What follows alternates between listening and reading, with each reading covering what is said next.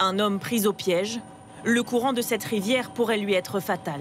Rattaché à un hélicoptère, ce secouriste cherche à l'équiper d'un harnais. Aspiré par le torrent, il s'acharne. Et après 30 longues secondes, parvient enfin à attacher la victime. Mais l'homme glisse. Le câble les soulève. La victime est à bout de force. Le sauveteur la retient tant bien que mal et finit par l'entourer de ses jambes. Ils sont finalement hissés jusqu'à la cabine. De nouvelles actions décidées après le déclenchement du 49.3 pour faire passer la réforme des retraites. Des manifestants ont organisé des blocages spontanés partout dans le pays. À Paris, c'est le périphérique qui était à l'arrêt, en pleine heure de pointe. Des automobilistes parisiens au point mort, et cette fois, ils ne râlent pas, bien au contraire. On est en retard, mais on comprend. Je suis pour les grèves. C'est inadmissible ce que fait le gouvernement et très content de voir que ça réagit aussi rapidement. Ah bah oui, c'est piquant.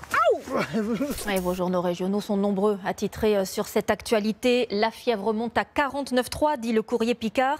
Folle journée hier et maintenant et après, s'interroge la Nouvelle République des Pyrénées et Ouest-France. Une œuvre éphémère, vite rattrapée par les éléments. Ça fait partie du contrat du beat chart. Et je me dis que chouette, demain j'aurai de nouveau une nouvelle feuille de dessin pour dessiner.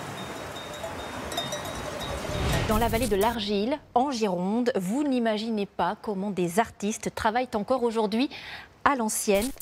Ici, on modèle l'argile pour en faire des carreaux avec des techniques ancestrales. Je fais un petit peu comme le chien quand il gratte. Cet étrange animal n'aboie pas, n'a pas de poils et quand il marche, ses articulations grincent un peu. C'est exactement le... Il faut bien que l'argile soit égalisée dans le moule. Et c'est surtout qu'en faisant ce mouvement-là, on enlève toutes les bulles d'air. On va enlever le surplus avec le garrotte. Et avec l'eau, on va faire la peau du carreau. Une boule de poils et 2 billes émouvantes. Voici le plus petit singe du monde, à peine 200 grammes.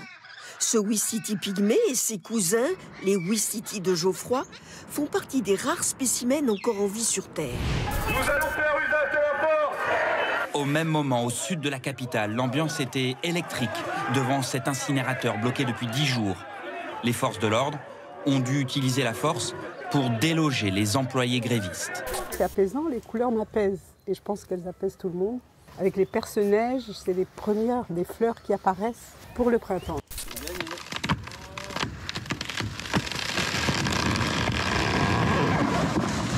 Des chênes vieux de 250 ans sont abattus. Des arbres hors normes avec un tronc de 22 mètres sans branches. Dans plusieurs de nos villages, c'est peut-être le cas chez vous, on ne s'appelle pas par son prénom ni par son nom, mais par un surnom. Alors là, on est chez Frappille, une ancienne forge qui était chez Couscous. Là, on passe devant chez Cantalou. Cantalou, j'ai pas besoin de vous donner l'explication, c'est qu'il est originaire du Cantal. Marine voit du monde tous les jours, et là encore... Je vais avoir l'haricot, Gégène, la baie. Et son prénom, c'est quoi? Eh ben, je sais pas. J'en ai un de ma génération, cool douce, voilà. Il en fait pas lourd? Ah non, c'est pas qu'il en fait pas lourd, c'est qu'il est... Il est cool. Il est cool. Ah ben, le neveu de cool douce. Ah, le neveu de cool douce. Le neveu de cool douce. Très bien.